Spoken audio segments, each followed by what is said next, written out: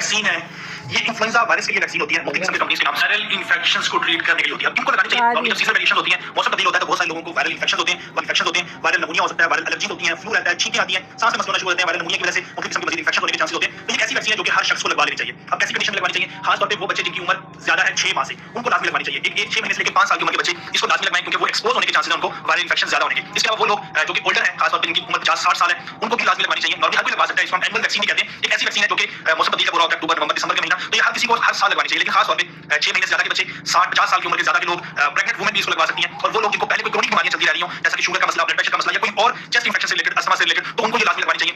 और इसके अलावा वो तमाम लोग जिनका इम्यून सिस्टम बहुत कमजोर होता है, मुदाफियाती निजाम कमजोर है, या खुदा न खास्ता ऐसी बीमारियां HIV, एड्स या कोई और क्रोनिक बीमारियां जिनकी वजह से उनका मुदाफियाती निजाम कमजोर हुआ होता है, उनको लाजमी ये वैक्सीन लगवा। इसके अलावा अगर मजीद बात करते चले तो हेल्थ केयर वर्कर्स को, नर्सेस को, स्टाफ को ये लाजमी लगवानी चाहिए। इसके अलावा किनको नहीं लगवानी चाहिए, ये चीज भी बहुत इंपॉर्टेंट है। किनको नहीं लगवानी है? फ्लू वैक्सीन जिसके अंदर इन्फ्लुएंजा वायरस जो है उसके खिलाफ लड़ने की ताकत होती है। मुख्तलिफ किस्म के इसके वेरिएंट मिलते हैं, पेंटावेलेंट, टेट्रावेलेंट।